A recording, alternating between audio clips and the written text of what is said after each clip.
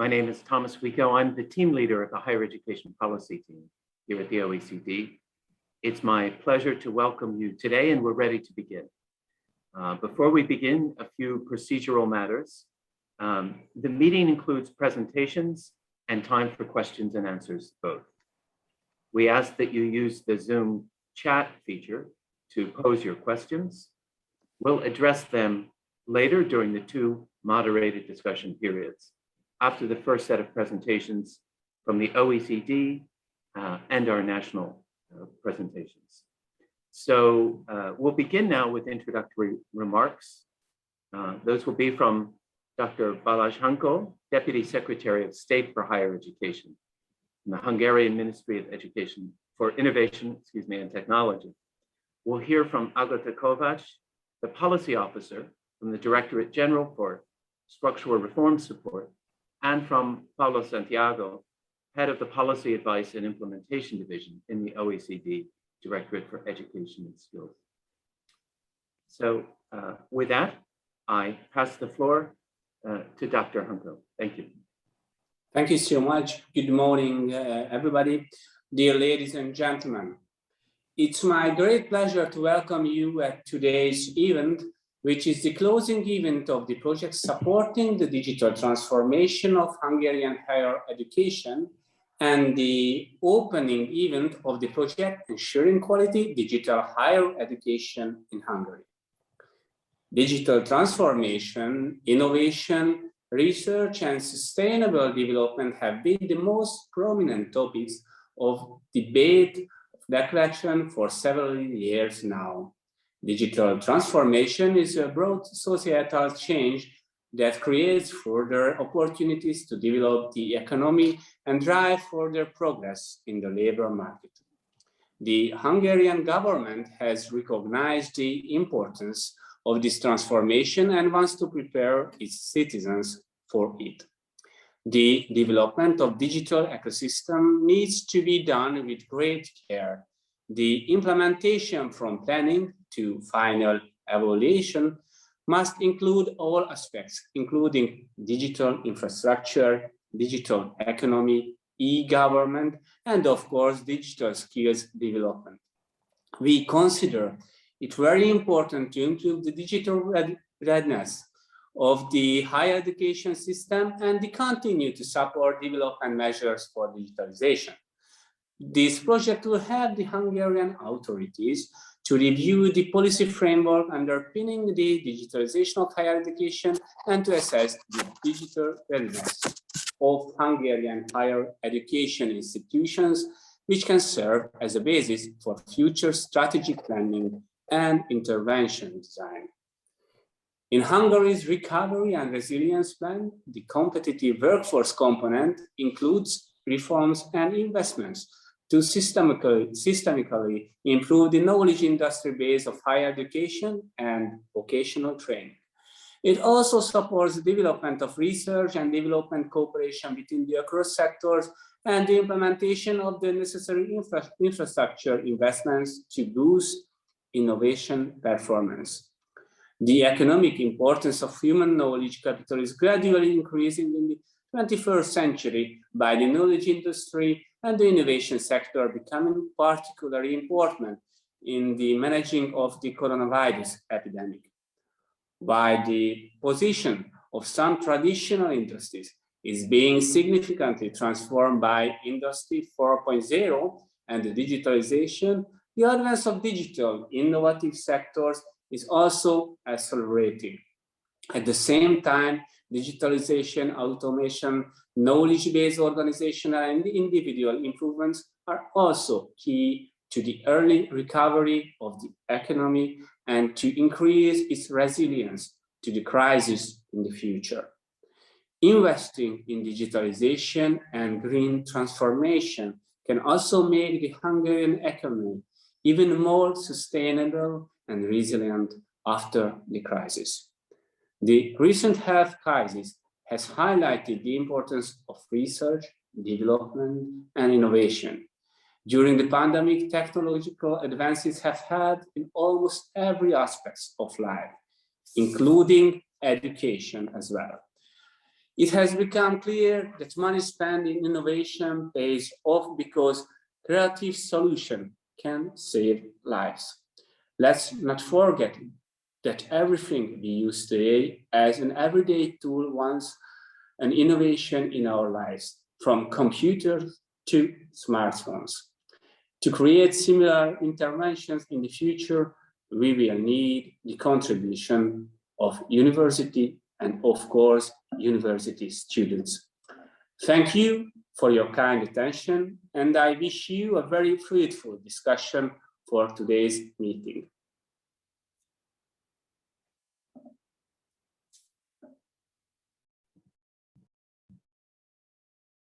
Agota Kovac is our next presenter, Policy Officer, Directorate General for Structural Reform Support, European Commission. Thank you very much, Thomas. Thank you very much, Mr. Deputy State Secretary. I would also like to welcome all participants in this important concluding and launch event on behalf of the European Commission, its Directorate General for Structural Reform Support. It is an honor for me to make an introduction in a dual role, being the policy officer managing the two successive projects and as the country coordinator responsible for Hungary in DG reform. The Structural Reform Support Program and its successor, the Technical Support Program, is a powerful tool that assists member states in designing and implementing reforms prioritized for a sustainable growth. Since 2017, we have supported more than 1,000 projects in 27 member states in the wide range of reform areas, covering the entire life cycle of these from design and implementation to monitoring and evaluation, providing tailor-made expertise without any co-financing requirement. We are a demand-driven instrument, having supported 28 reform projects in Hungary so far, facilitating transformative changes in key sectors, such as the one of labor market, education, health and social services, business environment, governance, public administration, and financial management. The technical support instrument will provide over 860 million euros in funding distributed through competitive annual call for proposals in the period of 2021-2027.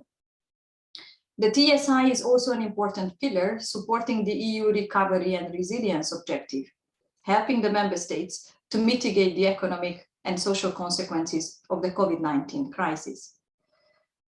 Digitalisation is a major challenge that we faced and will continue to face together, as Hungary has requested our support to transform its higher education system, adapting it to the sweeping changes of the rapid technological developments in this field. We were very happy to bring on board the OECD to provide the technical assistance requested, and with their excellent compass, we will jointly accompany Hungary navigating the first and second phase of this long-term and systemic change. We are now at a very important crossroad of this reform effort, having provided a policy outlook for the digital transformation process and an important toolbox to manage the reform, such as the set of indicators measuring digital readiness.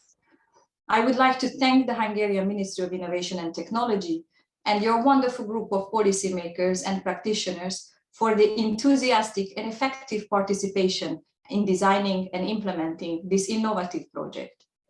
Important results were achieved despite the difficult times of an imminent crisis and digital project implementation amidst societal lockdowns and family tragedies. On a more optimistic note, and as we all experienced it, the crisis also brings opportunities, and we jointly committed to continue these reform efforts through a trust-based and very well-functioning interinstitutional cooperation.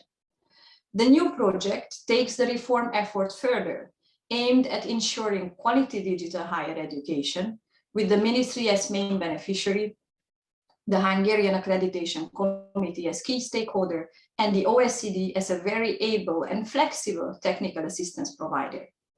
So we have arrived to a unique opportunity today to take stock together with all of you of the achievements so far and the challenges for the future, fine-tuning together the possible ways of addressing these. I can assure you that for us in DG Reform, the process is as important as the outcome in managing transformative changes.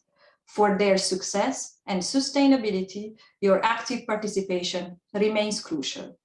It is with this pledge that I wish you a great discussion for today, counting on your engagement, not only in the new DG Reform OECD project, but also in the even more important years to come, when you will need to implement the recommendations and secure the sustainability of changes in the digital transformation of Hungarian higher education. Finally, I would like to thank you for your attention. Please do not hesitate to come forward with questions or comments. I will be at your disposal throughout the event. Thank you. Thank you very much, Eko. Much appreciated. We now have remarks from Paulo Santiago, Head of Division for Policy Advice and Implementation here at the OECD. Thank you, Paulo. Thank you, Thomas, and thank you, Mr. Henko and Mrs. Kovács. Thank you for the opportunity to meet with you today. As Thomas just said, I'm Paulo Santiago, the Head of the Policy Advice and Implementation Division in OECD's Director for Education and Skills, and very happy to be supporting this work through the fantastic team on our part that contributed to it. So following on the remarks of Mr. Henko and Mrs. Kovács, I would like to welcome you to this webinar on behalf of the OECD. And as mentioned, today's remarks marks the conclusion of a collaborative project between Hungary, the European Commission's DG Reform, and the OECD, focused on supporting the digital transformation of higher education in Hungary. But it also marks the beginning of a new collaborative project focused on quality assurance for digital higher education, which will continue the work in this important policy area. These projects echo the growing priority placed by OECD countries on ensuring the effective digitalization of their higher education systems. So while the switch to fully online during the pandemic has been taking center stage in the past 18 months, policymakers across the OECD are particularly interested in the broad and durable impact of digital technologies on higher education systems and the potential these technologies hold. This includes how digital technologies can make higher education more efficient, accessible, and flexible for a greater range of learners and more responsive to a labor market and societal needs. At the same time, moving to a digital higher education system involves costs and risks and the need for deep changes in how higher education institutions conduct their work in matters of pedagogy, student support, quality assurance, or data protection, to name just a few areas. In Hungary, the government has taken steps to support the digital transformation of higher education. And as you will hear shortly from my colleagues, the Digital Transformation Project reviews those steps, assesses the current state of digitalization in higher education, and proposes a set of policy recommendations that could help foster more and better digitalization in higher education, as well as approaches to monitor and measure the digitalization of higher education. Among the key policy areas that can support or hinder digitalization is quality assurance. And this topic will be explored in the new project that is just started and which you will also hear about shortly. Before I pass the floor to my colleagues, I would like to recognize the excellent tripartite collaboration that has made the Digital Transformation Project feasible, and in particular in a fully remote setting due to the pandemic. Besides colleagues in the Hungarian Ministry for Innovation and Technology and the European Commission, I would like to thank the many stakeholders who participated in the project activities.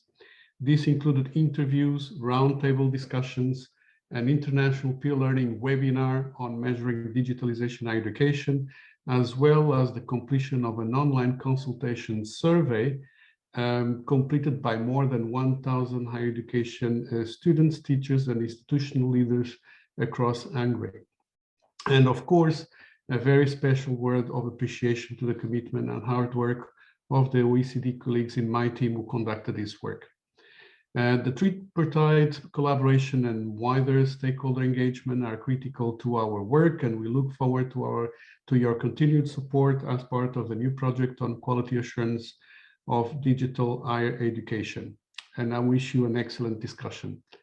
Thank you very much. And I will now pass on to Patricia, who will make the presentation at the next session.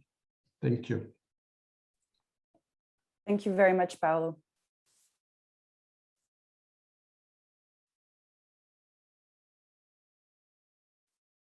Welcome everyone to this meeting. Many of you know me. My name is Patricia Menjol. I'm a lead analyst in the OECD's higher education policy team, and I've had the pleasure of leading this project over the past 16 months with you. And I wish to really thank you all for the great collaboration throughout this process. So now we've arrived at this juncture where I will present to you some of the results from the final report that we've compiled and that you can find available online for viewing and download on our OECD iLibrary. So to begin, I will show you the outline of what I will discuss today. So first, I'll start with a brief overview of the Hungarian higher education system, outline how we approach the digitalization of higher education in the project. Then I will review some insights on the level of digitalization in Hungarian higher education, drawing in particular from the online consultation survey that we conducted. And I will move then to the policies in place in Hungary and the recommendations we make for improving the policy framework. First, I'll start with a quick look at the Hungarian higher education system to set the stage. So in 2019, there were about 280,000 students in the Hungarian higher education system. This is a large network of institutions that are in Hungary, and the system has both strengths and weaknesses. Here, I'm just outlining a couple of those. So it is notable that in Hungary, people who complete higher education enjoy a high earning premium compared to people who have not completed higher education. And this earning advantage is larger than in many OECD countries. We also noticed that Hungary is an attractive higher education system for international students compared to the OECD average. On the other side, we can also notice some important weaknesses. One is just the fact that young people in Hungary are actually only about 31% to complete a qualification, which is quite below the OECD average. In addition to this relatively low attainment rate, we see that in the last decade, many students, or rather many prospective students, chose not to actually attend, and we've seen a drop in the number of students who apply to higher education. Moving now from this sort of broad overview of the system to how do we want to approach digital transformation in such a system? So what we did in the project is that we are considering three main areas that can be analyzed to understand what digital transformation means. Digital readiness first, and there we are talking about the availability of digital technologies and the public policies that are supporting the adoption of digital practices.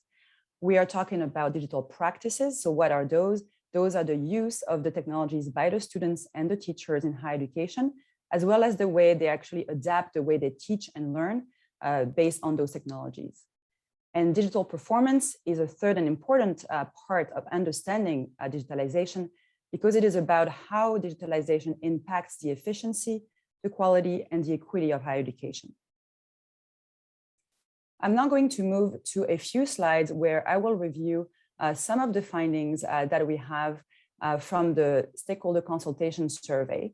And this was administered in February and March 2021. Like my colleague Paolo indicated, we received more than 1,000 responses, completed responses. And while this was not designed to be a representative survey, it is providing a useful insight into the experiences of those who responded. So to start, and this is in line with other evidence, we found that a really large majority, 90% of students who responded, reported good or sufficient access to digital devices and high-speed internet, which is a good sign and a testament of Hungary's efforts in the area of connectivity. However, challenges remain. 10% of the students reported insufficient access to basic technologies or to the internet, high-speed internet. More than 20% of students reported insufficient access to online libraries and research databases. And on the teacher side, more than 30% reported insufficient access to mobile devices, which they may need to use for teaching. When it comes to practices, we are not surprised to see that in the midst of the pandemic, many students and teachers are using those technologies very frequently. We have close to 95% of the students that use at least weekly digital tools to attend lectures and to prepare for their classes. The figure is a little lower for teachers, but 75% also use those tools at least weekly. So there is a widespread use of technologies prompted by the pandemic. However, what is interesting when we delve a little deeper is we see that actually quite a sizable number of students are not aware of some of the online services available to them. That's the case, for instance, for carrier services online. We also notice that there is a lack of awareness among students and teachers about some of the practices that are surrounding digitalization. For example, around half of the teachers and 60% of students didn't really know how their institution protected their personal data online. We also noted that while people moved massively to online, teachers and students, there is different preferences, and 75% of teachers, a little fewer students, preferred in-person instruction for some of their activities, in particular for small group instruction.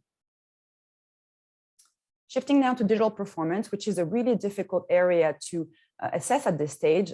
We'll talk about this a little later. What we did is that we tried to understand the satisfaction level and the experience of students and teachers, what they felt they gained from this experience of working online, of learning and teaching online. About half of students, interestingly, felt that online learning improved their study skills, such as autonomy and time management. The teachers, an overwhelming majority of them, recognized that online teaching required them to actually adapt their pedagogical practices, which supports the idea that digitalization can be a strong engine for change in the way teaching is done. At the same time, it is notable that only half of students respondents thought that teachers were effective in using technologies, so half felt they weren't. And also when it comes to satisfaction and stress levels, we have about half of the teachers responding that felt that it was more stressful and less satisfying to teach online. And while the share of students is a little lower, it is still about 40% that felt more stress and less satisfaction online. Importantly as well, digital teaching doesn't mean an automatic transmission of digital skills. Fewer than 50% of teachers who responded to our survey were confident in their ability to prepare students to be digitally competent upon graduation. So this is a bit of an overview of where we are in higher education, in the digital higher education in Hungary. Now, what we did in this project is we reviewed the national policies that provide a framework for digital higher education. We reviewed them and we attempted to see where improvements could be made. So here I'm highlighting three main aspects of the policy framework in Hungary: digital education strategy, the shifting of gears in higher education strategy, and the data collection system in higher education. The two strategies I'm highlighting on this slide, they've run from 2016 to 2020 and were accompanied by action plans with a number of initiatives. What is notable about those strategies is they actually are pushing the systems towards personalized learning opportunities, utilizing online learning as a way of tailoring the learning. They really aim to shift the systems towards responding better to employers' needs and societal needs, and they aim to foster more flexible and diversified programs. And they aim to do so when you take the two strategies together, using technologies as a way of achieving that goal in higher education transformation, which we thought was a very ambitious agenda and a coherent agenda, given that technologies have this potential. However, there are some challenges that I highlight on the slide. First, those challenges are quite structural in the policy framework of Hungarian higher education. For example, when it comes to flexibility, some constraints exist in the funding side, where part-time study as a rigid framework for funding. There are some issues regarding the legal framework, for example, for staff employment and accreditation processes, which are not set up yet at this point to support a flexible quality digital higher education. And one simple example is the importance of contact hours in the way the higher education system in Hungary is framed legally. As well, when you're looking at the policy design and development approach and implementation approach in Hungary, we felt that there is quite a limited engagement in the design and implementation of those strategies between the government, which is steering that work, and institutions on the ground. So what this does is that many actions are sort of set up, but it is quite difficult to both implement them in a sort of large scale and then monitor the impact they're actually having. So this is another challenge in the current framework. When it comes to data collection, we recognize the very large, the great progress really that Hungary has done in collecting standardized and comprehensive data on higher education. The data in higher education is really comprehensive, enables tracking of students' entry, progress, and completion of higher education. And the graduate tracking system, in fact, allows, through connection with tax data, to see actually how well higher education students, higher education graduates fare in the labor market. This is a very good system in place already. However, two problems. One is that this legacy system, which is comprehensive, but that also means difficult to change, doesn't yet include data on digitalization. So we cannot use the current system to measure digitalization in Hungary. Secondly, despite the richness of the data in the Hungarian higher education system, we have observed that this data, this rich data set, is not always used to support policy. So on this basis, we have recommended a comprehensive approach that could help foster digitalization in Hungarian higher education. This approach is broken down in 4 steps. First, we are proposing that setting the direction be really thought about in a sort of a deep way to understand what is it that we are trying to achieve, what are the needs of the users of the system. Secondly, we are supporting a strong foundation, and this includes both the infrastructure, the digital infrastructure in the system, as well as the policy framework that is in place. Third, we are proposing to focus on developing the processes for digitalization, and this really delves into the institutional level. So this is about practices on the ground. And finally, we are insisting on ensuring that the efforts made are delivering benefits to students, graduates, and employers. And what this means is that we want to ensure that all students can in fact benefit from a digitalized higher education system. So in the next slides, I will go relatively briefly through our suite of recommendations. I invite you to review our report for the full detail on those. And I also draw your attention to some of the good international practices that we've collected for this project and that we are sharing with you in the report. I will not go over them in this presentation for the sake of time, but these are inspiring practices that we think you might find useful for your work. So first, starting with the policy actions under what we are calling setting the direction. So the first step really is to create mechanisms to build and to revise, because the landscape shifts rapidly, the needs and attitudes towards digital technologies of higher education staff and students. This understanding is critical, and we think at the moment it is quite lacking, and there needs to be some tools to do so. So we've made recommendations around ways of doing this. Student surveys, staff surveys that are regularly administered might be one way of doing it, and we point to the example of Ireland in this area. We recommend reviewing the regulatory and funding framework to ensure it does not discourage unintentionally the digitalization of higher education. And there, what is really important is that the policy framework, the funding framework, and the regulations in the law and other policy regulations really shape the way institutions act, and institutional strategies in turn shape the way teachers adopt digital practices in their daily work. So reviewing the framework to removing some of the rigidities that are preventing a widespread use of technologies is important, and we think that this is something that needs to be taken up as a priority. Besides the funding and regulatory framework that needs to be adjusted, we are recommending that institutions are supported in drawing on best practices, both nationally and internationally. Because what we found is very unique in a certain way in the topic of digitalization is how uneven and rapidly moving the landscape is. So there needs to be some type of mechanism to help institutions understand best practices. And here we propose to have user-led expert groups where we really bring together experts both in the technology side and in the teaching side, in the institutional side, to help those institutions that are struggling and lagging behind. Another final but very important component of setting the direction is to really have a plan for monitoring that we actually meeting the objectives set in strategy. And there we are talking about collecting and analyzing data on digitalization, and we have a full chapter that discusses how we might go about this. Moving to building the foundation, this is really about first the infrastructure. What we found in this project, which was actually quite an interesting finding for us, is that despite broad access and great progress in connectivity and access to basic technologies for most students, there are still some serious challenges when it comes to infrastructure.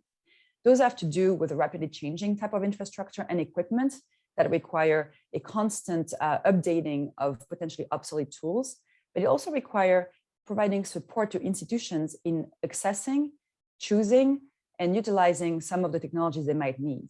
And there, one of the strong message is to maybe reconsider the centralized approach to ICT systems procurement and to collaboratively develop with the institutions criteria that would help them make well-informed decisions and investments in their digital equipment and tools.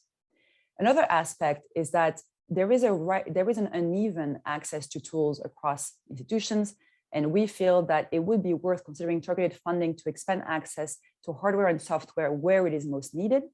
But here, what is very important is that hardware and software alone will not be sufficient.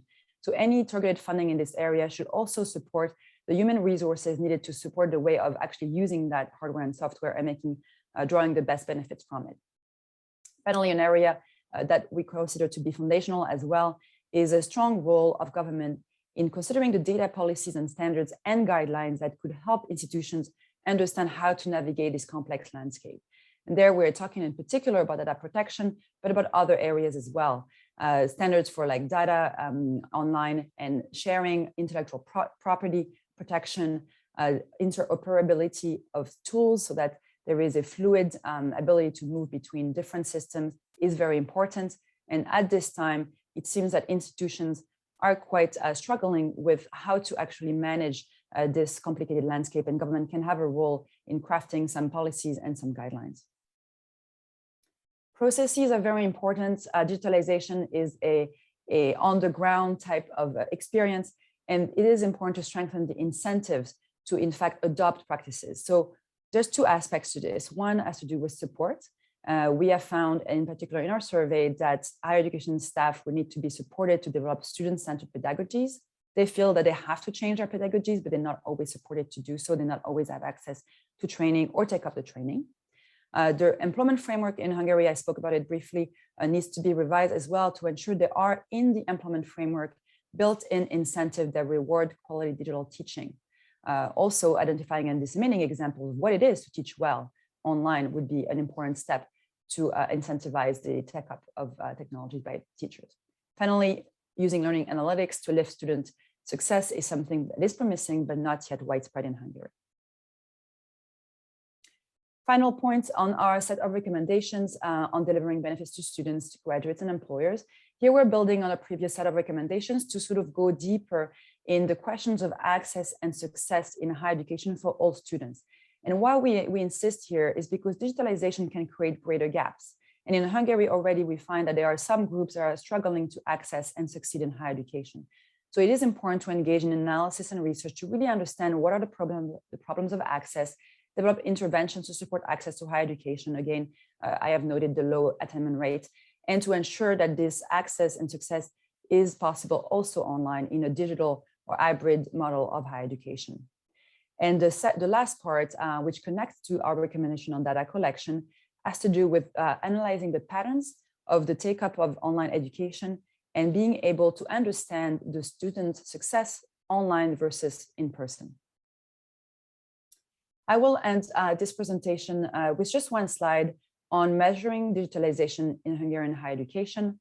I will not walk you through the various indicators we have proposed, but I encourage you to review them in our report. But I wanted to sort of outline the process, the conceptual process we've followed here to arrive at those set of indicators. So what we did is we undertook an international scan of practices in leading jurisdictions for monitoring digitalization in higher education. And we looked at the most commonly used types of systems. So we looked at administrative data systems, surveys, as well as learning analytics as really important sources of data for digital higher education. Then we looked at Hungary's data sources, which I touched on earlier, and we sort of mapped those against each other. Based on this mapping, we tried to think about what are the key purposes and uses of potentially new data collection for higher education, digital higher education in Hungary. And we have recommended a set of clear purposes that Hungary could consider, and really trying to encourage a careful definition of new data collection, weighing the benefits of this data collection and the cost of it.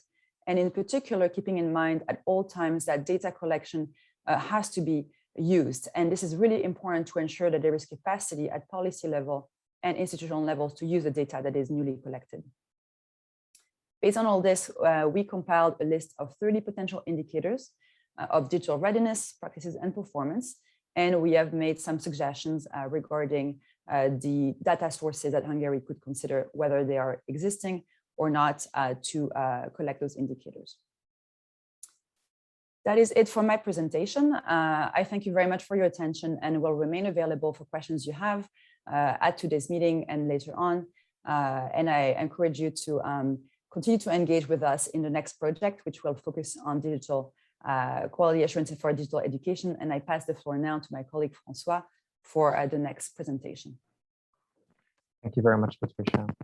And indeed, as mentioned by several of the colleagues before me, first of all, yeah, very nice to meet you, and virtually at least. And this project will indeed build on the work that we have been doing over the past year and a half with all of you on looking at the digital transformation in Hungary by looking at a more specific aspect, which is the quality assurance of digital provision in higher education. And as mentioned by my colleague Paulo Santiago, quality assurance framework is very important, as it can either really support or hinder the development and the further digital transformation of higher education in Hungary.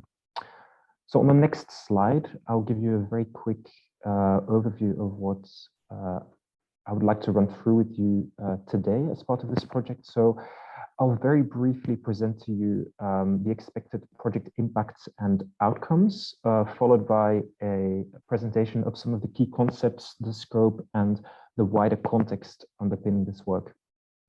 After that, I will talk to you a bit more about the key starting points and some of the background research that we have been doing and will be doing in much more depth as part of this project, followed by an indicative timeline and some of the key outputs that can be expected as part of this project, and the various activities in which all of you will be able to participate. And after that, I'll give you a quick overview of the project team on our side and the various people that will be working together and which you will also be engaging with over the hopefully next year and a half.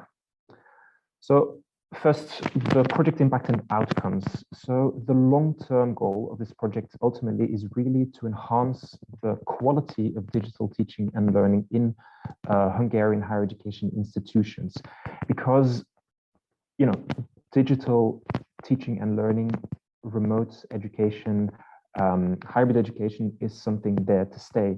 The pandemic, forced all of us, forced the entire higher education system across the globe to move to online education. And as mentioned by Mr. Hanko earlier in his introduction as well, this really presents an opportunity for higher education institutions to, for future crises, to remain resilient in case there are future crises if they have a high quality digital teaching and learning environment.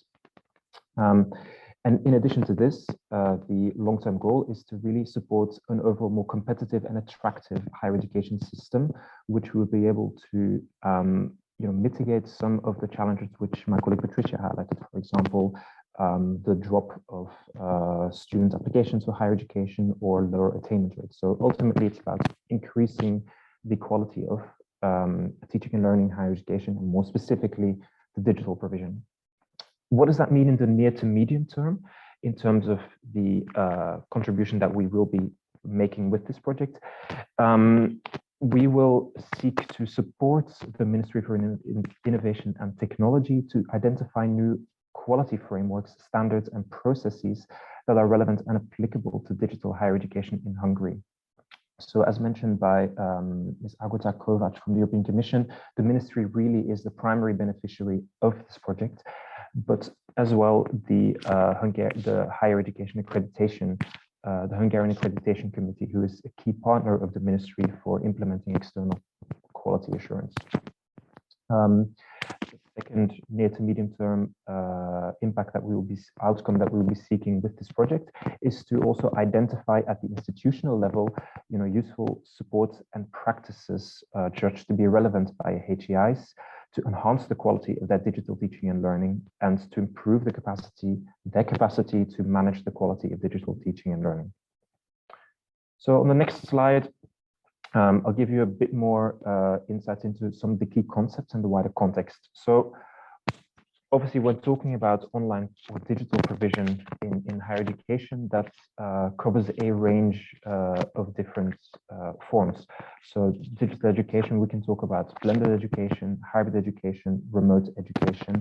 And it's important to really understand the differences between these and what we will be looking at in detail as part of this project. So for us, what we will be looking at primarily will be hybrid education and remote education.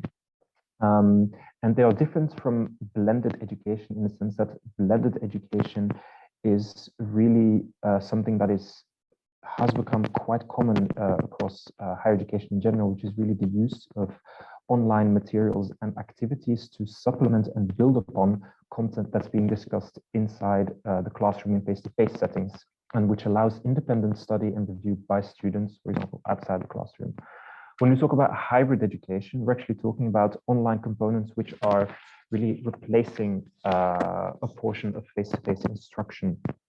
And these online interactions can happen either synchronously, meaning online interaction happens in real time, for example, on virtual learning platforms where there is peer-to-peer interaction or interaction between students and their teachers, or asynchronously, which means that online interaction happens at different times. When we talk about remote education, we're referring to student and teacher interaction, which happens fully online, where teachers and students are not physically present in a traditional classroom environment. And this is what we have seen throughout a large part of the pandemic, but this is also something which will continue to exist along with hybrid education. So this really will be the focus of our project, to look at how we can enhance the quality of these types of educational provision in higher education, because these are likely there, as I mentioned before, to stay in the future. On the next slide, indeed. So when we talk about ensuring quality teaching and learning in digital settings, that involves a range of different things which needs to be in place. And Patricia touched on a couple of these already. It requires adequate resourcing and investment in infrastructure and technology, such as hardware, IT networks, online teaching content, educational materials which are tailored for use in digital learning settings. It also requires student support, often digitally based, for monitoring how they perform, how they engage in digital teaching and learning settings, as well as providing them with advisory services on how to work with technology, how to complete certain processes, but also, and this is something we see increasingly, for example, more socio-emotional supports as part of mental health and well-being issues, which are becoming an increasing issue in digital settings. It also requires support and incentives for instructors to not only use digital tools and as part of their teaching and learning to enhance the quality, but also to train them on how to effectively use these digital tools. It also, at the level of institutions, it requires support at institutional level and a real engagement and commitments at that level to again encourage instructors to effectively use digital tools for their teaching practices, but also adequate standards, criteria, and evaluation and evaluative approaches to monitor the way in which teachers not only support them, but also monitor the way in which teachers are using these, and to adequately support them and tackle any potential quality issues observed in the way in which teachers are using engaging in digital teaching activities. And at the level above this, what's important as well is that the external quality assurance of online and hybrid provision is adapted or fit for purpose. The next slide, we just wanted to briefly show to you that the effective use of digitalisation and the assurance of its quality are also widely shared priorities across the OECD. In 2020, last year, we did as part of one of our higher education policy survey. We asked a share of our OECD jurisdictions to consider the importance of of a number of different policy options and the importance of working on these as part of the impact of the COVID-19 pandemic. And as you can see, 33% of respondents indicated that it will be important to revise the existing quality assurance frameworks.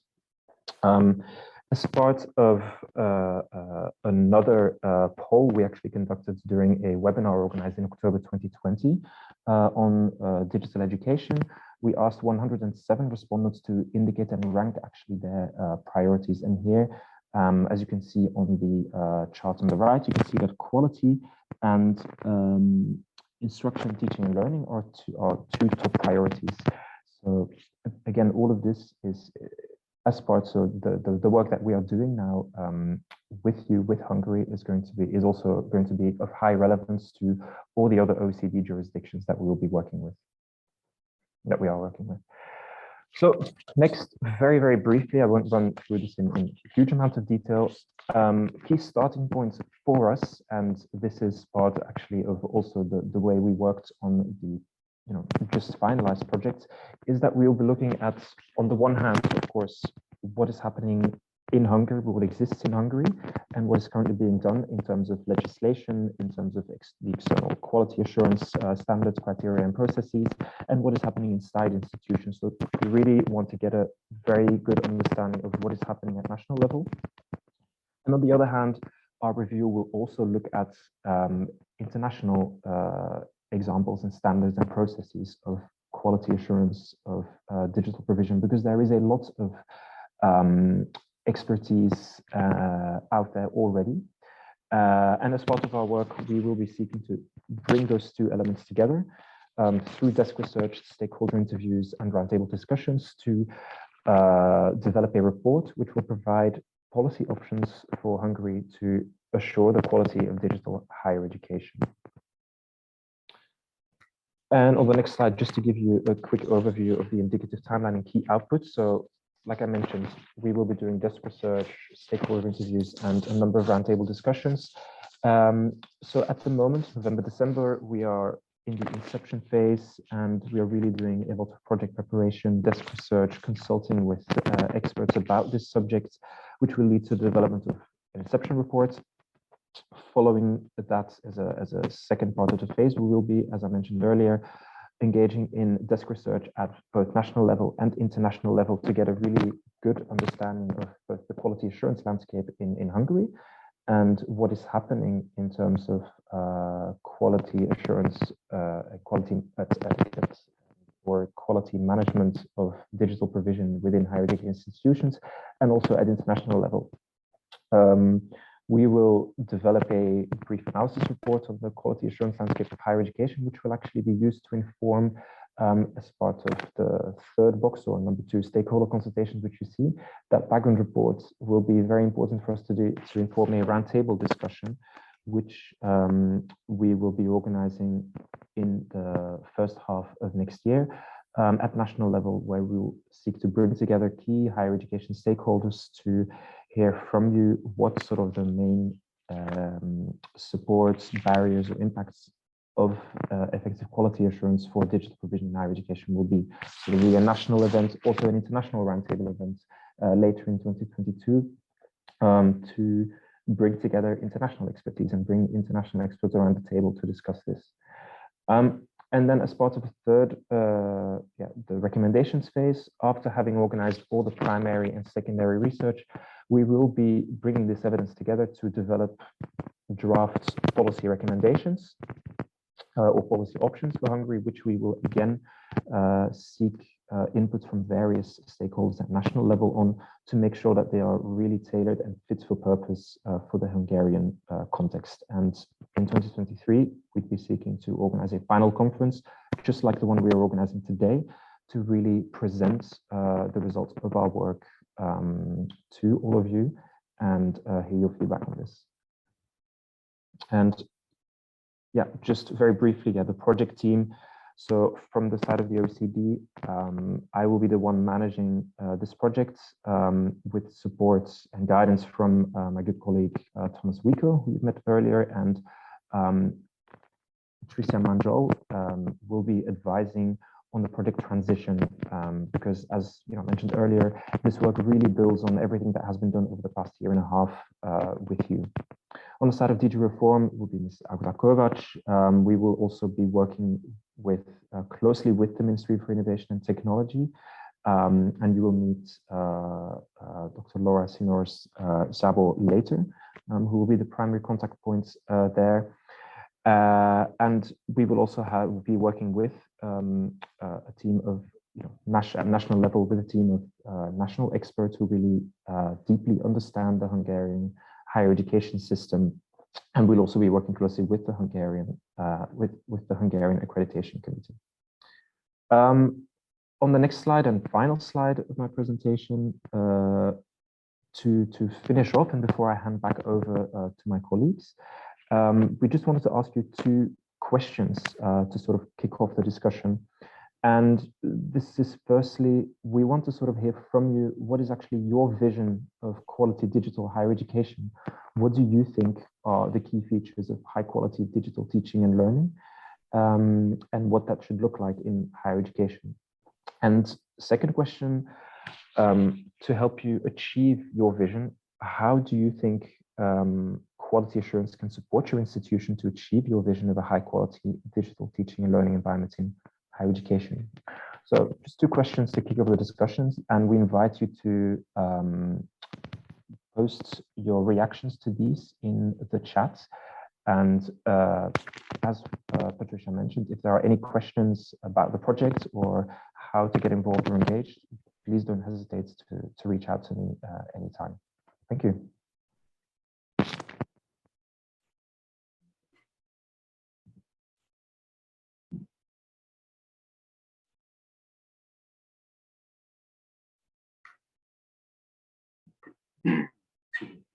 Thank you very much, Francois.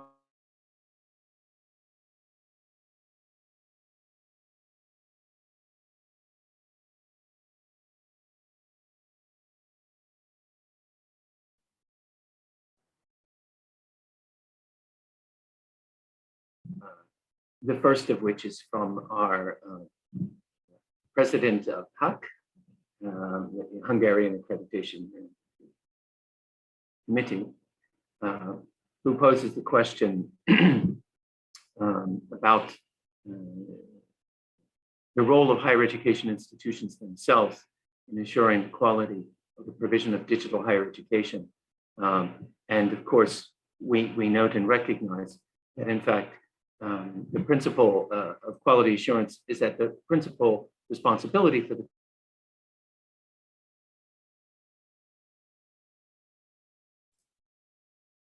I think that our colleague Thomas just dropped out, so I will propose that we take for until he returns. I invite you all to send us any questions you have in the chat, because we are happy to sort of have an exchange with you. Oh, there he is. Yeah, sorry, unstable connection. So we recognize the principle that higher education institutions themselves develop and take responsibility for the quality of provision. There's the role of quality assurance bodies across Europe to examine and assure the quality of the education they're providing, but with them rests the principal responsibility. And one of the goals of the project is to identify the emerging practices that Hungarian higher education institutions follow today to assure that the quality of the educational programs they're offering in a digital setting. And then to bring the practice from across Europe, the very best practice followed by higher education institutions in the development and offer of digital education, and to share that, and then to identify opportunities that might be taken by institutions and by policymakers in Hungary to help institutions take fuller responsibility and to move forward for the quality of the digital education programs that they're offering. So certainly that's one of the key goals.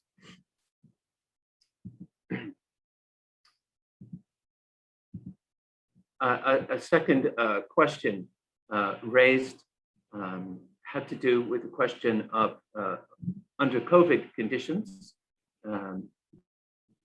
the operation of hybrid education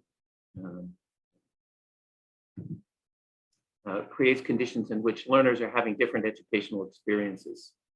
We well note that that is the case, that under conditions of some students in quarantine and others taking place in physical instruction, the learners, or rather instructors, are having a very difficult, and institutions a very difficult moment to sort of deliver education simultaneously to different groups of learners learning under different conditions.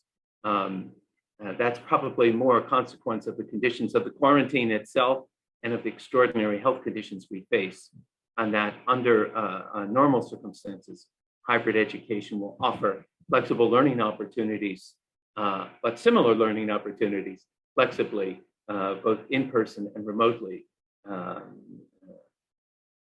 to learners. I see we have a hand raised from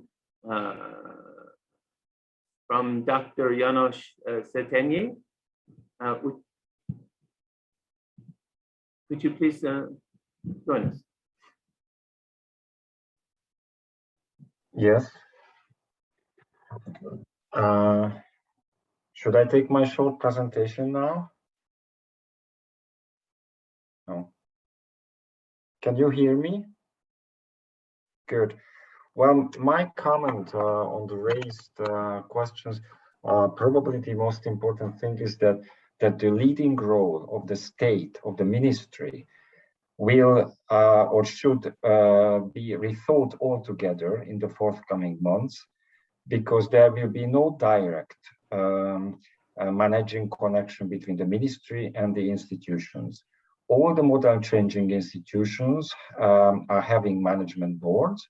They hired international and Hungarian consulting companies to work on their strategies. They finished the strategy making, and they are now finalizing the midterm funding agreements with the Ministry of Innovation and Technology, where they take some responsibilities, the universities, indicators, in exchange of the funds. The universities also expecting a considerable amount of new resources from the EU RRF funding scheme. We'll see what happens in the forthcoming future. And the institutions, as far as I know, their new strategies, they put a great emphasis on digitalisation. But it's not a unitary national strategy anymore, but these are institutional strategies, very different ones. But all of them are thinking about a new mix of digital and traditional education. And my main comment, very shortly, is that most of these model-changing universities would like to see in the future, instead of these rigid categories of full-time education, distance learning, and other type of correspondence and evening courses, instead of them, they want to see more flexible mixes of elements of teaching and learning, different elements, and they will mix these elements into hybrid or distance, remote, and so, according to their institutional needs.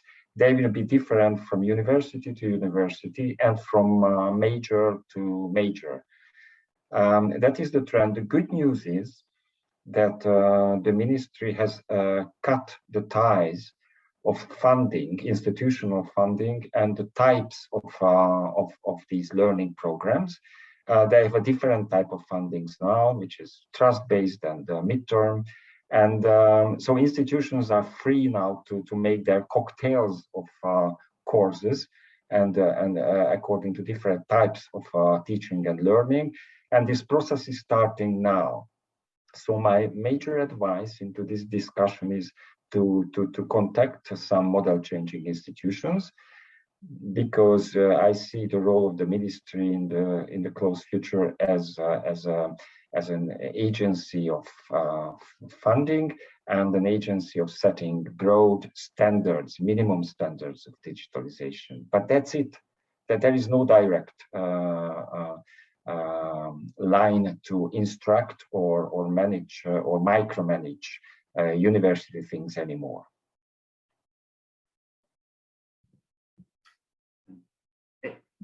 Thank you for that extremely helpful and clear remarks, setting a context for the work ahead.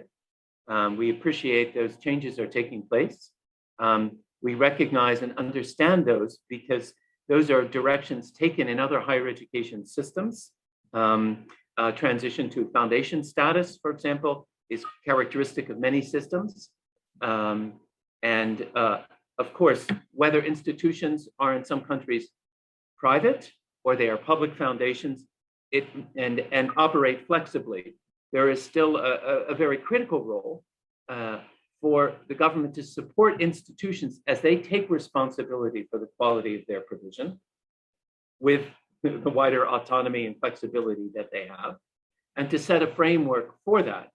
And of course, then to assure as an external quality assurance body that they are in fact fully meeting their responsibility.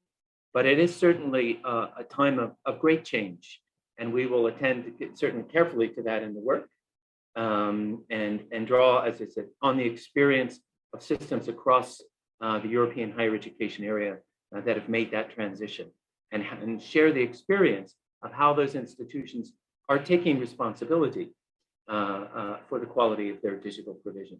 Thank you very, very much.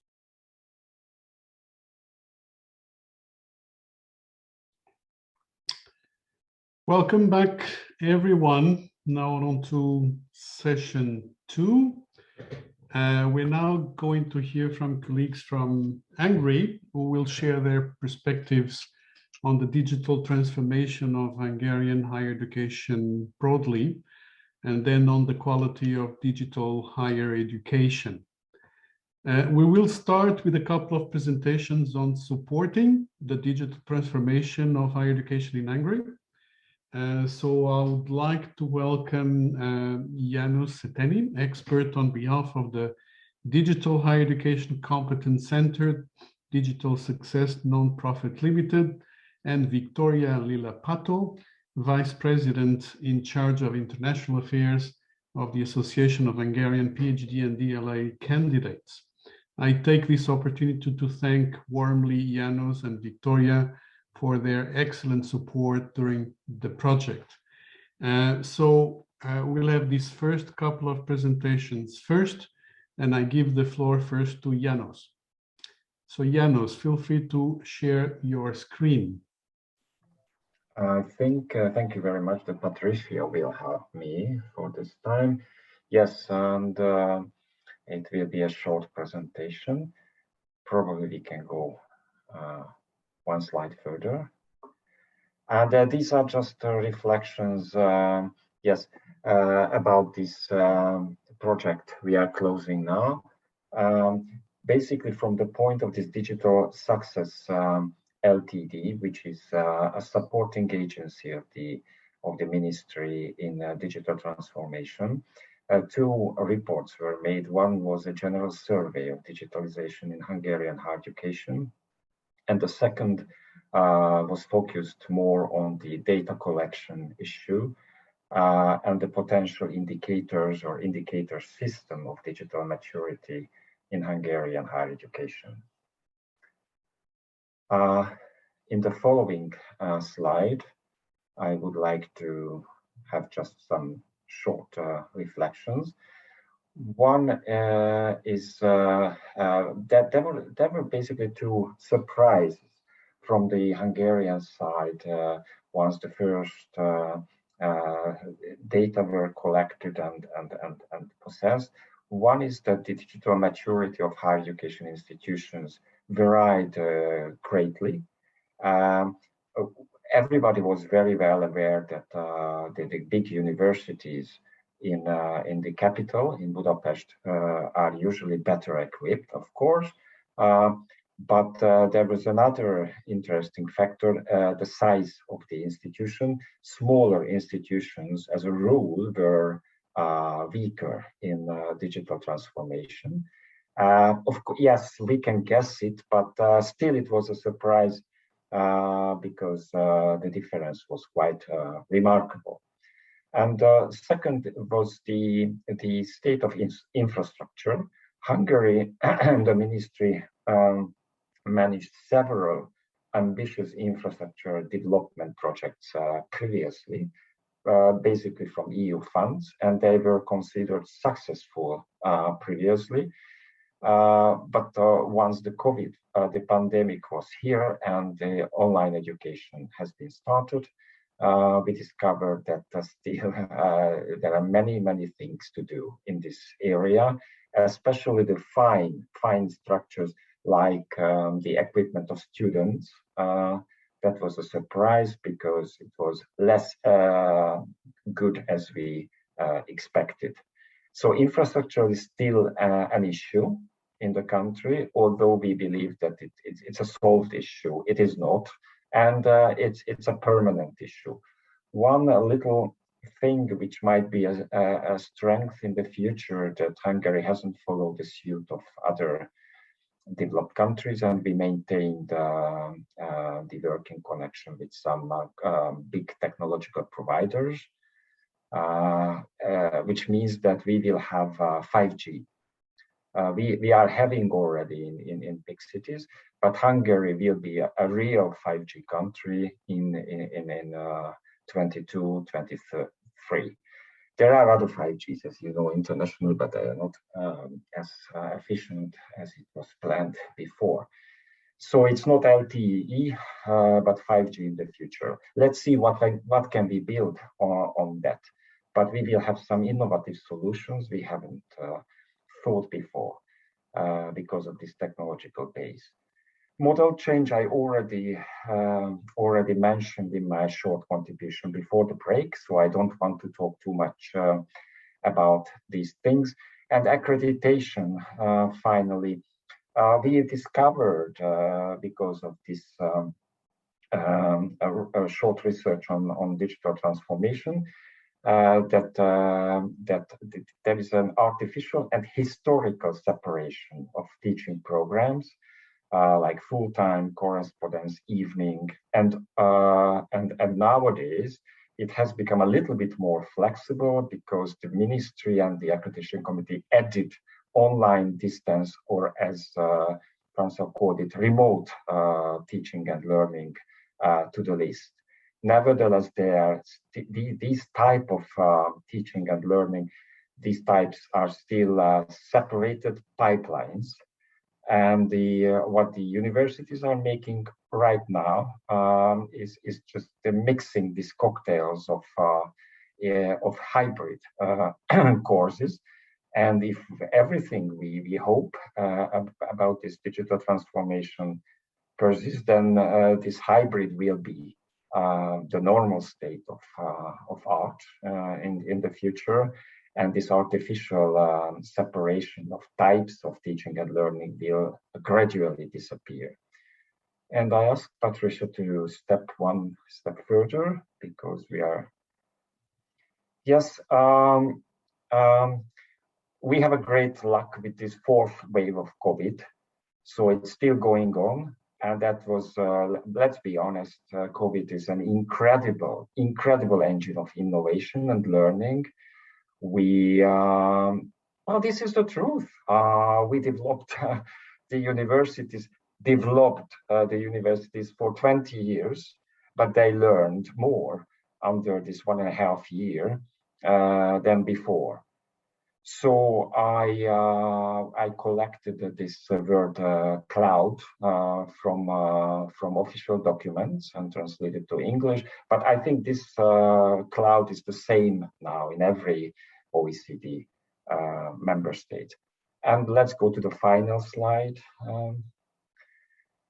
Yes, these conclusions were added because both this Digital Success Ltd and the Ministry helped me to develop this short presentation. And one is basic suggestion was that this Digital Success Ltd is looking for a place in a new management framework of Hungarian higher education, where these managing boards are having the universities now, and they want to create a competence framework.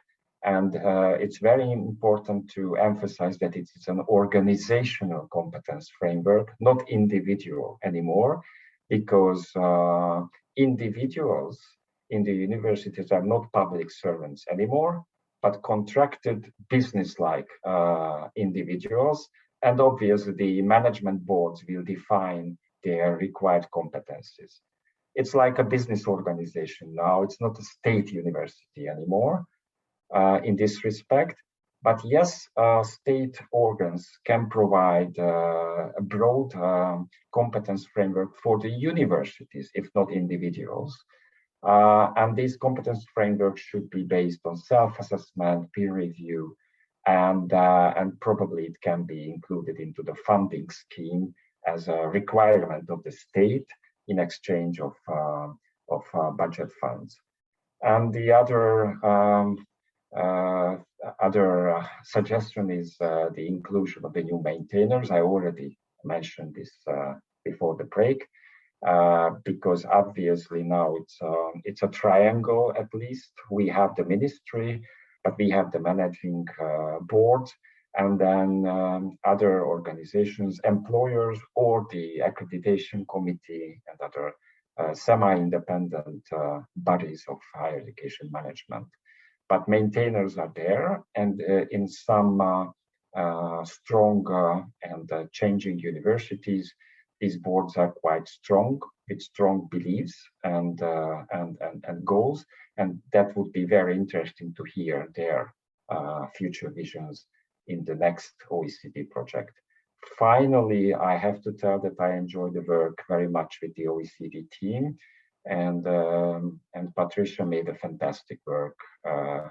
So I am waiting for the moment when we can have a coffee in the real world and some professional dialogue and discussions, and not only online all the time. Thank you very much for the patience, and if you have some comments or questions, I am looking forward to answering. Thank you very much, Janusz. You're certainly right that this work would deserve a conference in person in Budapest, so everybody would get together and discuss more deeply than in person. So thank you very much for your very clear and to the point presentation. I also would like to remind the audience, the participants in this webinar, that they should feel free to pose their questions through the chat function. They can start doing so immediately, because then I will pass those questions on to our panelists. So feel free to basically raise your questions in the chat function. We hope to have at least 10-15 minutes for addressing those questions. So now it's my pleasure to pass on to Victoria for her perspectives. So Victoria, if you have a presentation, please feel free to share your screen.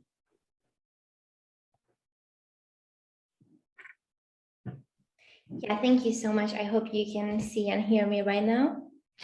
Thank you. I'd like to congratulate on your work, but I also would like to admit that the discussion with you on the digital sphere in the last 2 years gave our association open new dimensions when we are thinking about digitalization. So we have new initiatives because your questions inspired us to have them. So thank you so much for your work. Yeah, and starting my presentation, I'm representing the Association of Hungarian PhD and DLA candidates. And if among the audience there is someone who doesn't know what does this mean, that we are the national representation of Hungarian PhDs and also of those who are international candidates but currently delivering their research in Hungary in a PhD program. So we are trying to focus both, and we are dealing with science management, community building, and also advocacy, PhD advocacy.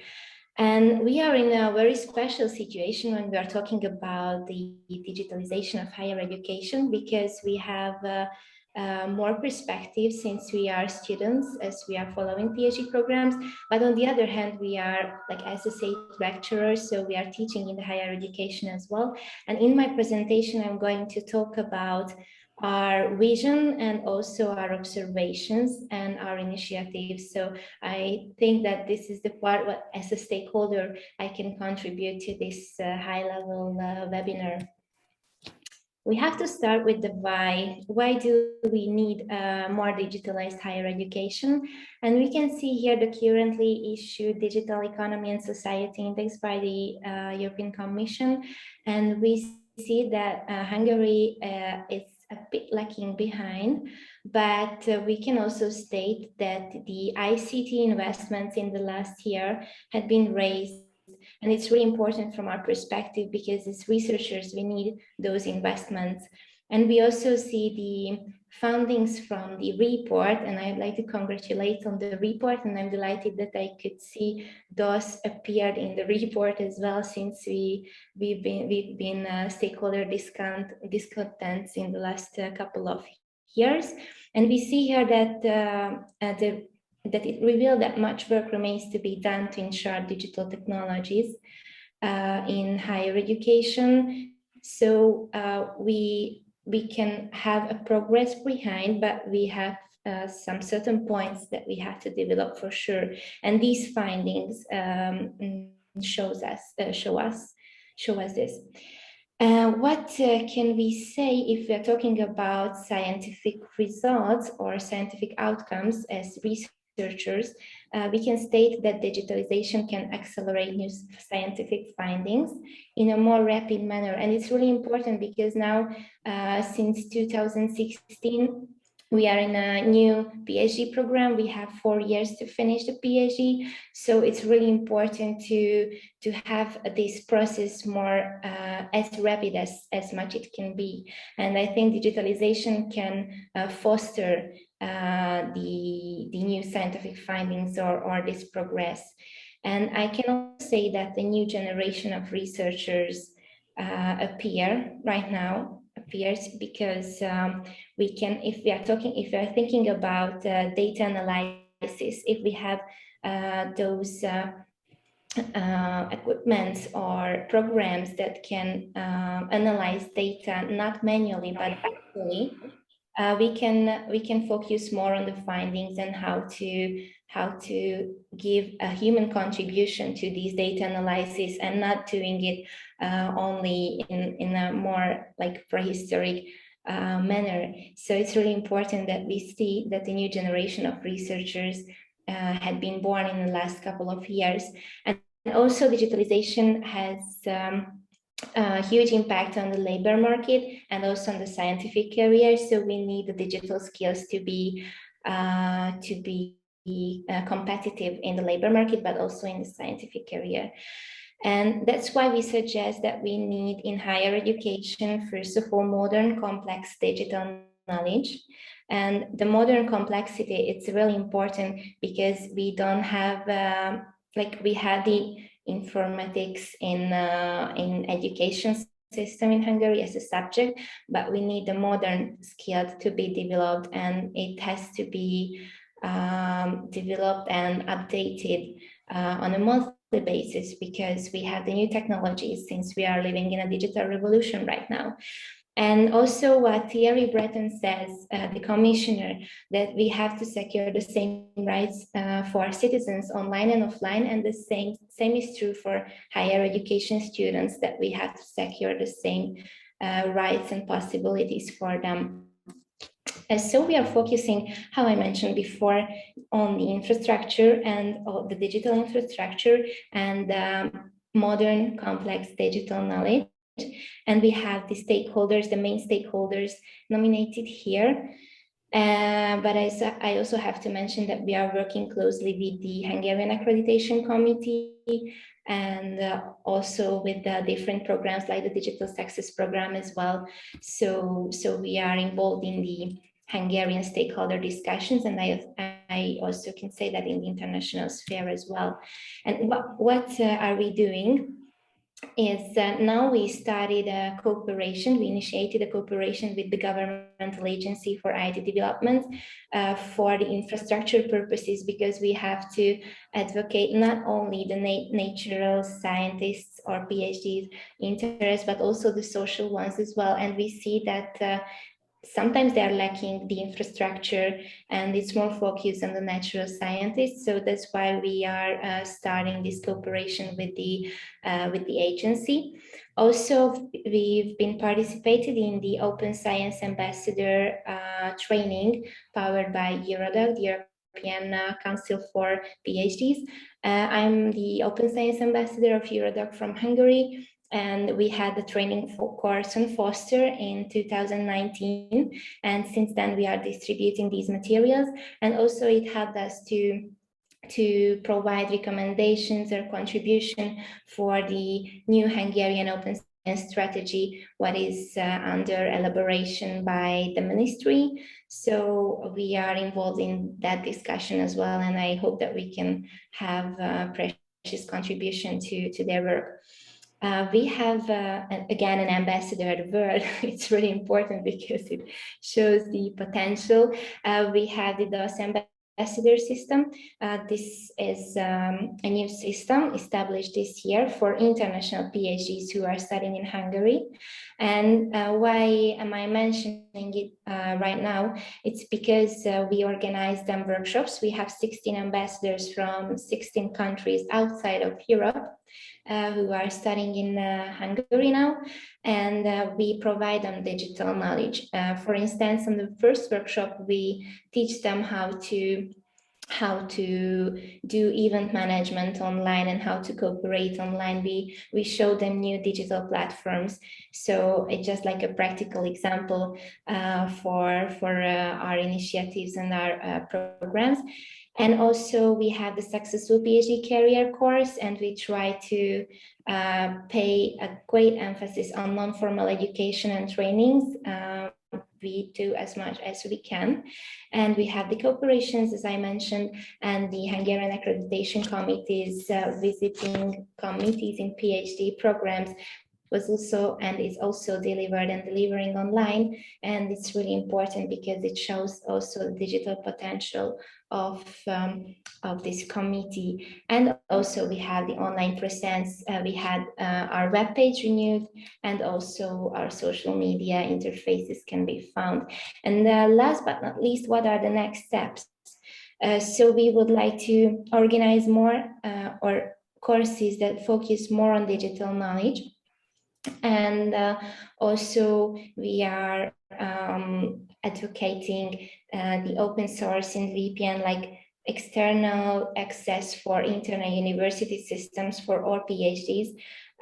We are trying to reach it on the national level and negotiate with the universities because it's important for research. And also we are discussing with the local authorities, and we also initiated an international project on digitalization with Eurodoc member states, member associations, to be prompt. And also we are going to continue to distribute the learning materials of this Open Science Ambassador training of Eurodoc. And also we were delighted to see that UNESCO has adopted the Open Science recommendations just right now in November.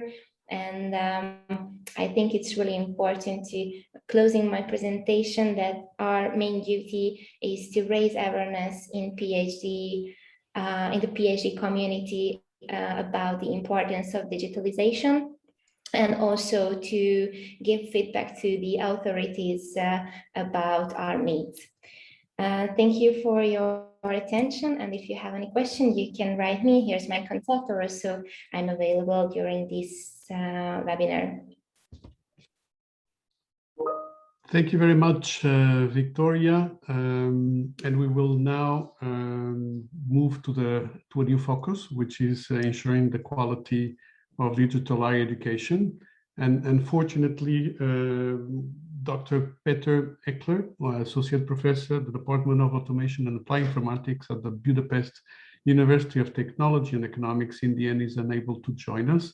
So on this particular topic, we'll have a presentation by Peter Levente Lakatos, the Deputy Director in the Secretariat of the Hungarian Accreditation Committee. So Peter, you have the floor. Please do share your screen.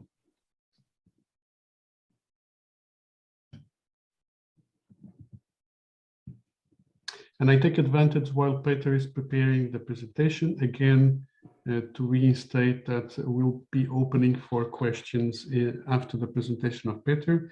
So those colleagues in the audience who would like to ask questions, please ask the question and answers feature to do so. Please, Peter, go ahead. Thank you so much. Can you see the presentation now? Yes. Okay, thank you very much. So first, let me thank you for these excellent presentations.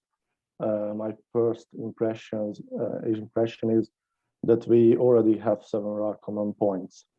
So, and then I'm sure we will even able to find more and more. And yeah, I've just noticed that I have more time than expected. So I try to use this extra time to react somehow to the previous presentations and maybe comments. Yes, my name is Peter Lakatos.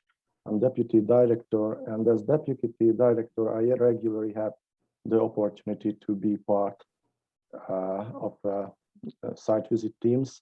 So I represent here both the agencies and the evaluators' perspective. But of course, I would also like to mention other quality and quality assurance aspects like internal QA. I will touch on two bigger topics today. First, the current existing approaches, standards and practices of quality assurance of digital higher education, and secondly, some reference opportunities in order to further development. First of all, it's interesting that sometimes we hear that there are no exact approach for the quality assurance of digital enhanced learning. And for them who are saying this, I have good news, because there are, and it sounds a bit provocative, but it isn't, because I guess you all know well the ESG, the standards and guidelines in the European higher education area that were designed with a wide range of stakeholders, organizations in Europe, like the E4 group or Education in the International Business Europe and ECHAR, the Quality Assurance Register for Higher Education. And it's important to know that it's both a comprehensive framework and a general framework. And this applies both to internal QA and external QA, and applies to all kinds of education by all providers. Of course, these are not static and rigid rules or standards. There is a dialogue about rethinking certain standards in the European level, but what's more important is that there is a need for some kind of translation, of course, to operationalize the standards into usable and practical criteria for digital education. And it's in this regard, I agree with the experts who say that just the way is different, but the goals, the learning outcomes should be the same in case of digital learning. Digitalization is just a tool. And recognizing this challenge, an ANCA working group prepared the document 2 years ago. Franz also mentioned it, about quality concerns for e-learning, titled Considerations for Quality Assurance and E-Learning Provision. And this brings us to the next point where I will show you some examples of these recommendations, considerations. We don't have the time to analyze all the 10 standards from ESG part 1 here, but I highlighted 3 of them that affects the internal QA systems, and through these the quality of teaching and learning. First one is the quality assurance policy. Second is student-centeredness, student-centered learning, and 1.6 is about learning resources and student support. Related to the first standards, the document says that e-learning has to be part of the overall strategy, as well as the QA policy and QA development plan, if there is any. And institutions have to use policy framework and governance structure when adopting these new technology. Moving forward to the ESG 1.3, an example or some example of that would be that technical infrastructure is aligned with the technical methodology. Staff needs to be trained to be able to provide contents, assignments, and at this point, I will talk a bit more about the assessment later, but at this point, in my opinion, it's important to note that we always call students, and that's why I'm happy that Victoria is here, students the prime stakeholders. And I think institutions should also, because most of them live in a more digital world and sometimes knowing a lot more about the practical methods. So a good internal QA system can monitorize their needs in this regard. And let me give you some other examples relating to ESG 1.6. Here we can see that AGI should analyze the learning profile of e-learning students. It's very similar to that I just mentioned, and giving access to library resources and labs that you also mentioned. And it's important to highlight that these are just a few examples, but when you look deeper into this document, you'll find more detailed recommendations. So don't be afraid of using it while designing your IQA system. Oh, and there I've made a note about that MAP standards are also contains some of these specific aspects. If you see, for example, the institutional accreditation guide, you can find there some e-learning related questions. In the next minutes I left, I would like to introduce some documents and projects from the European landscape. This may be good reference for the institutions and the agency as well in the development of e-learning related QA methods. The first one is just what I talked about in the last few minutes. The second is an important new initiative on trust-based e-assessment system. The main objective of improving and enhancing educational standards for e-assessment. It's applicable to all online and blended learning environments that include e-assessment with ESG functioning as a core document for this framework. For example, there are eye scanners and voice recognition tools in it, so it's really an interesting and useful initiative. I recommend it to everyone. And last but not least, of course, the EUA, the European University Association, has a really well-detailed survey report on digital higher education with 2 chapters about internal and external QA. Here you can see some figures. Yes, it's a bit different that Francois showed. They have asked the EU member institutions about the relation of internal QA and digital education, and as you can see, there are only under 5% of the institutions who don't have any approach to ensuring the quality of digital enhanced learning, and that shows that I think these issues are not really the future anymore.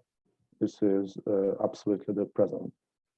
And here I have to note that in Hungary, there's a governmental decree on higher education QA and enhancement that declares that, as you have talked about it, the quality assurance of teaching, scientific research and artistic activities is primarily the responsibility and task of the higher education institution to be carried out in the framework specified by the Hungarian Higher Education Act.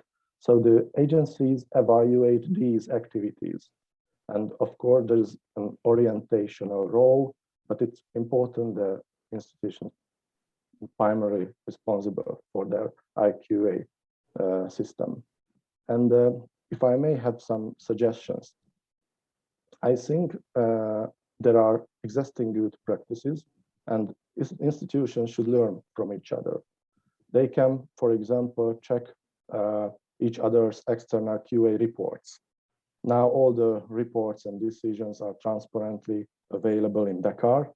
This is the database of the European Quality Assurance Register, and these are available in MAB's website as well. So it can be useful to them. My second suggestion is that they also can organize workshops with the involvement of the QA professionals, QA developers, leaders, and sharing their experiences and good practices in this regard. And there is a third other opportunity I can offer because Hungarian Accreditation Committee has a journal. It's quite a new initiative called the Hungarian Accreditation Review. And there is a possibility to publish articles, studies about actual QA topics like this. Our Secretary General is the editor of the review. So if you have any material, just contact him and can give you support. And I would like to highlight one, in a way, digitalization and QA related project. And I thought you'll talk about it, and not I will be the first. This is important to us because MAB is part of this project and also the ministry. This is the so-called microball. The Flemish Ministry of Education and Training coordinates it with cooperation, the Ministry of Finland, the Information Center of Italy, ENQA and ECAR as an associate partner. And this project focuses primarily on micro-credentials provided by AGIs or in conjunction with them, but also touches upon those entirely provided by companies or non-profit organization. There's this kind of cocktail that Dr. Schetting mentions, or any other system, for example, open badges and other bits of micro learning approaches. There are 3 working groups. We are part of the QA working group, and this group is currently working on the preparation of the final document titled European Framework of Micro-Credentials. And once this document is published, we'll have some further tests. For example, we can share our knowledge on micro-credentials with Hungarian actors. And of course, we will have to review our procedures, institutional accreditation guides in the first place. And while preparing the new ex post evaluation procedure in the RRF project, these principles need to be taken into account. And last but of course not least, another important reference document is, you know it well, this OECD study, because it's not only about micro-credentials, but their quality and quality assurance.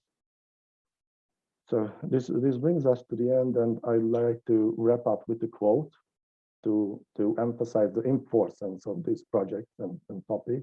The original quote is from Bob Brown that says the future will be green or not at all. And if you turn this into a higher education issue, maybe we can, or we should say that the future of higher education will be digital or not at all, or at least mostly digital. And let's see some numbers.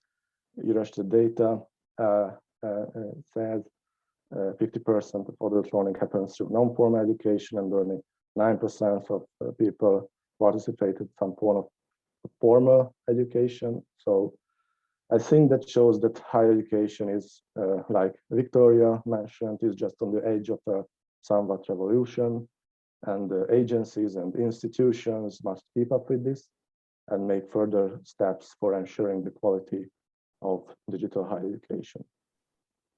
Thank you very much, Peter. And I very much can predict that the Higher Education Accreditation Committee will have lots more work in the next few years to adjust to all these developments. We do have a couple of questions for the panel. So I will go and actually pose both questions at the same time in the interest of time, given that we might have at best about 8 minutes for the questions. So the first one coming from a colleague from SZE Győr University in Hungary relates to integrity in examination, in high-stakes summative assessment of students in higher education. While institutions have managed to adjust to online teaching in some way or the other, they have found more difficulties in terms of making sure ensuring the integrity of examinations in Hungary and many other countries. So perhaps I could direct this question more to Victoria and Peter in terms of them giving us a perspective in terms of what happened in terms of integrity of examinations. So the second topic for question is the one of interactions and collaboration among institutions of higher education. In one particular perspective, and perhaps I can direct this question more to Janos, in terms of how the least advanced institutions can benefit from the experience of more advanced ones, and through what mechanisms, how can the knowledge in this area basically transfer from some institutions to others. It would be interesting to see your perspective on that, and if you have the time more broadly, if in the future this could be a good basis to actually get greater collaboration among institutions in terms of sharing courses, in terms of even joint degrees and things like that. So two questions, perhaps the first one more to Peter and Victoria, and the second one more targeted at Janos. So who would like to go first? Maybe Victoria on examination integrity. And what was the experience of students with that and how they interacted with institutions in that particular respect? Maybe I would give the floor to Janos, and then I'm coming back with a proper answer, okay? Okay, sure. Janos, please, you have the floor. You've been nominated. Thanks. I'm very happy about this question, because once we are talking about digital transformation, we were talking about legislation, funding, organizational changes, and a lot of technology. That's a necessary phase, but obviously we can see that in the close future, the main topic will be what we call in this part of Europe pedagogy, which is like chief learning officer in a university. This is the resource where we have difficulties in the universities. People who understand the vision of the university and who understand more or less technology, not very much, but who have a very deep knowledge how to transform certain organizational, financial and technological issues into daily adjustment of learning. And furthermore, who can convince their colleagues, academic colleagues, to improve their pedagogical skills and competencies. These are the real change makers. And this integrity in examinations is just an example.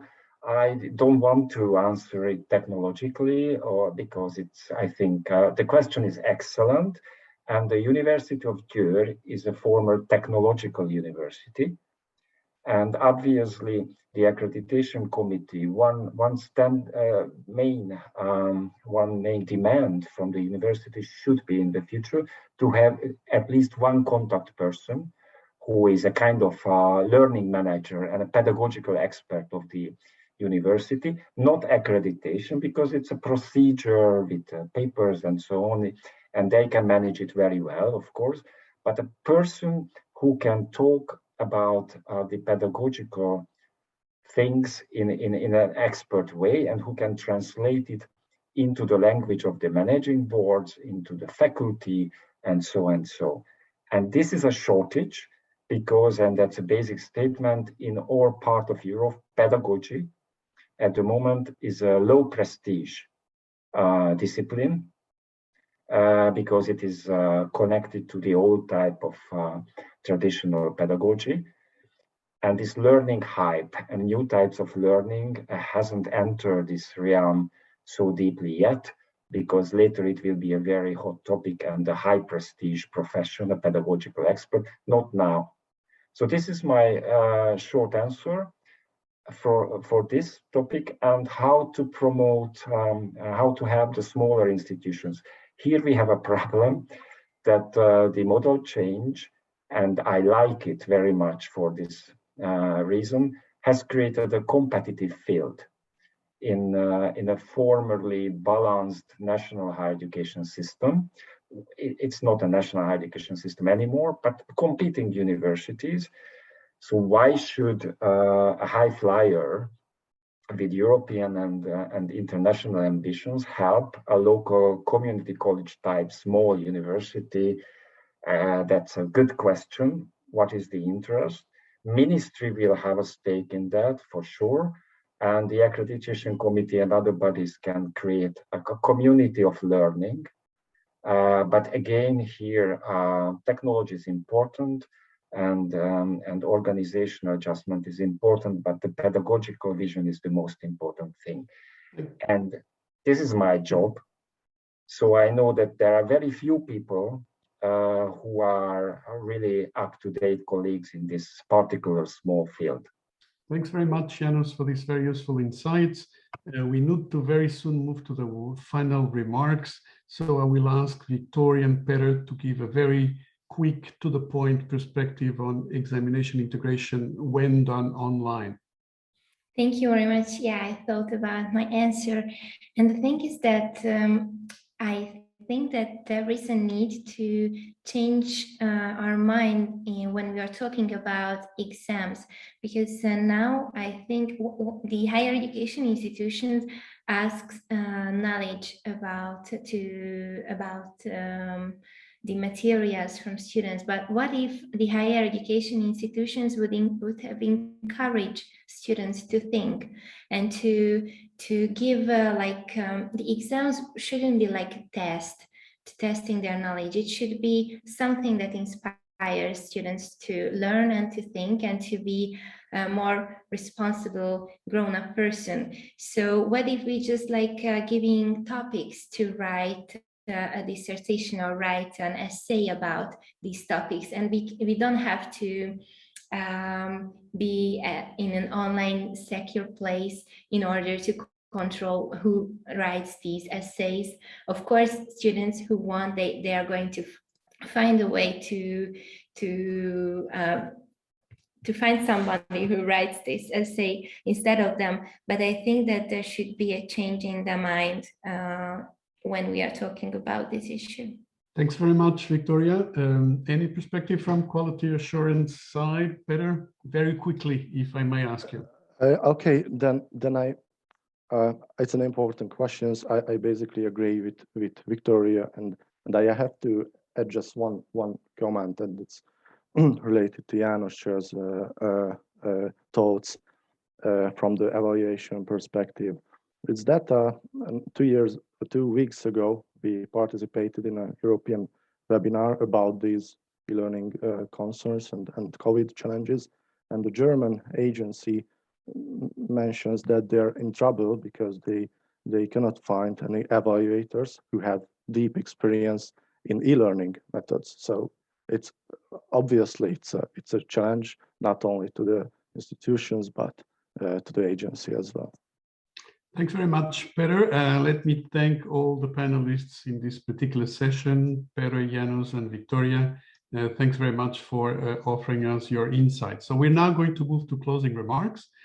And I'm delighted to actually give the floor to Dr. Laura Sinora-Szabo. She's the head of Department for Strategy and Institutional Development in Higher Education at the Hungarian Ministry of Innovation and Technology, whom we thank warmly for her leadership on the digital transformation project. She was a key person in the whole process.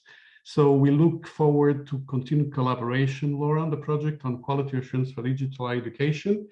So I'll give you now the floor, and then Thomas, very briefly, will have the last word to thank everybody. So please, Laura, you have the floor. Thank you, Chair. It's been a great pleasure, and I feel really honored to be part of the teams in these valuable, innovative, and thought-provoking projects, which are excellent examples of international collaboration. Cooperation is key to success in all endeavors where problems need complex approach, as we learned during the pandemic as well.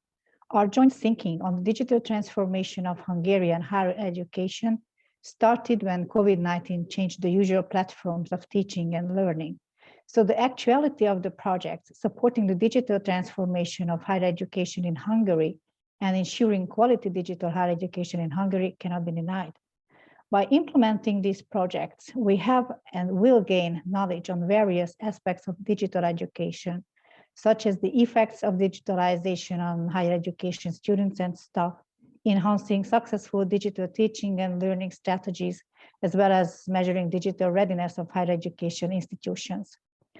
The higher education policy field, stakeholders in policy and decision-making, and the management of higher education institutions are responsible for utilizing the project's findings by incorporating them in their strategies and procedures.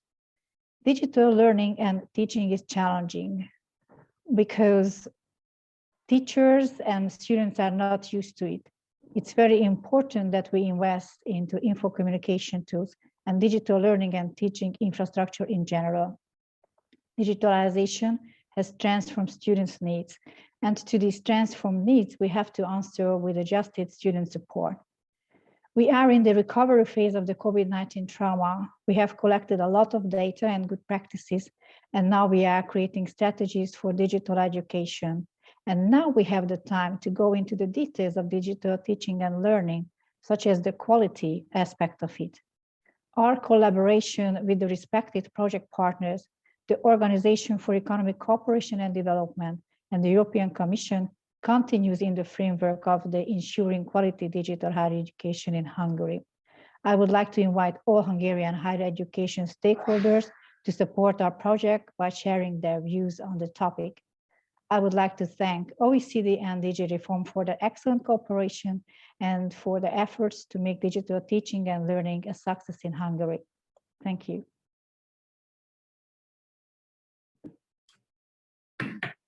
Thank you. Thank you very much, Laura. This brings us to the end of our meeting today. Thank you very, very much for your participation in the webinar today, for your contributions to the digital transformation project. And we look forward to working with you, to the continued close collaboration with you in the months ahead as we work together as collaborators in the digital quality assurance, improving the quality of digital higher education in Hungary. And you will hear from us as the project proceeds in the weeks ahead. So thank you, Janusz, Laura, Peter, Victoria, and Agota for your contributions to the meeting today. Special thank you to Patricia Manjol for her leadership of the previous project. And special call out to Francois for his leadership of the work ahead. Thank you, and you will hear from us very soon. Good day. Thank you, bye. Bye. Thank you, everyone. Have a nice day. Bye.